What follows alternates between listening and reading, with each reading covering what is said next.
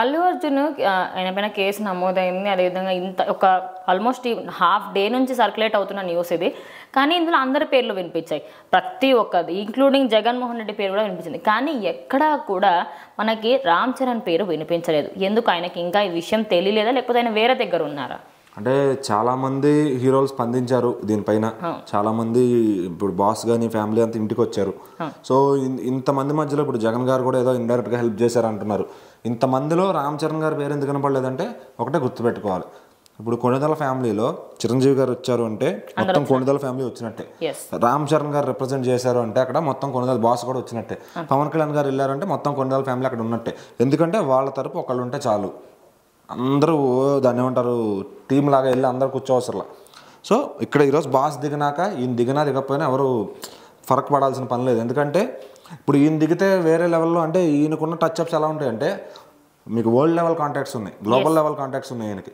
So ఈ చిన్న చిన్న అరెస్టుల కోసం ఇప్పుడు ఆయన దిగి మాట్లాడి ఆలోచిస్తారు ఖచ్చితంగా ఫ్యామిలీ, అయ్యో ఇలా జరిగిందా, నేను ఇప్పుడు ఆయన టీంతో చెప్పి ఒక ట్వీట్ ఏదో పెట్టించాలంటే పెట్టిస్తారు. అది ఆర్టిఫిషియల్గా ఉంటుంది పెట్టిస్తే. ఎందుకు పెట్టించాలి అవసరం ఉంది?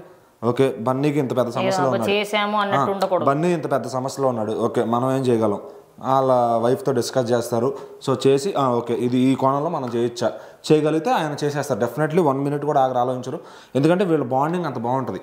అది బయటకి శత్రుత్వంగా ఫ్యాన్స్ ఫీల్ అవ్వచ్చు, కానీ వాళ్ళు మొత్తం బ్లడ్ రిలేషన్. అది ఆయన ఒక ఇంటర్వ్యూలో కూడా చెప్తారు, water is thicker than blood అని చెప్పి, blood is thicker than water అని చెప్పి.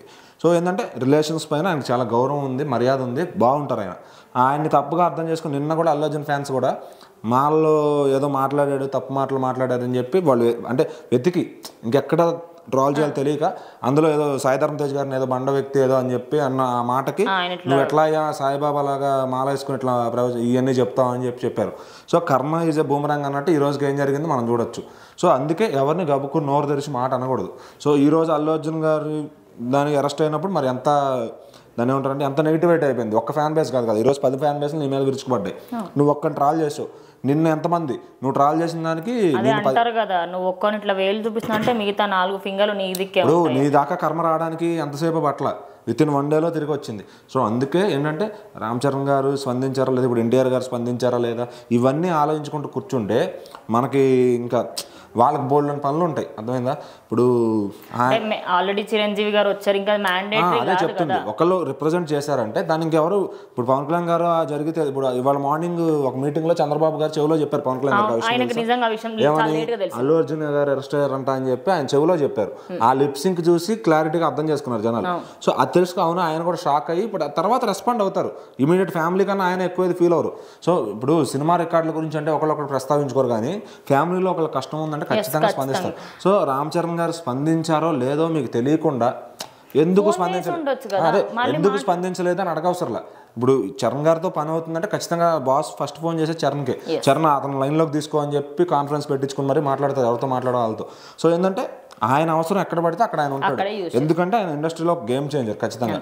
మళ్ళీ ఇంకోటి ఏంటంటే ఇలాంటి అంటే చాలామంది అభిమానులు గర్వంగా చెప్పుకుంటున్నారు, నీకు ఫ్యానిజం మొదలుపెట్టిన తర్వాత మేము ఎప్పుడు తలదించుకునే పని చేయలేదు అని చెప్పి. ఈరోజు అల్లు అర్జున్ గారు ఎన్ని లోస్ ఇస్తున్నారు. సినిమా అప్పుడు అలా జరిగింది, తర్వాత కేసు, ప్రతి దాంట్లో వాళ్ళు 1000 కోట్లు కొట్టిన సంతోషం లేదు వాళ్ళకి అభిమానులకి. అది లేకుండా సైడ్ ట్రాక్ అయిపోతుంది, దెబ్బ మీద దెబ్బ పడుతూ ఉందన్నమాట. సో రామ్ చరణ్ గారికి ఏంటంటే ఏది చేసినా సినిమా రిజల్ట్ పక్కన పెడితే వ్యక్తిగతంగా ఆయన అభిమానులు తలెత్తుకునేలా చేస్తున్నాడు ఆయన. అది గుర్తుపెట్టుకుంటే ఖచ్చితంగా రామ్ చరణ్ గారు ఎప్పుడు మాట్లాడాలో అప్పుడే మాట్లాడతారు. అది అల్లు అర్జున్ గారు కూడా చెప్పారు అనమాట, ఏంటంటే ఆయనకు తెలుసు ఎప్పుడు రావాలో, వస్తే షేక్ అని చెప్పి.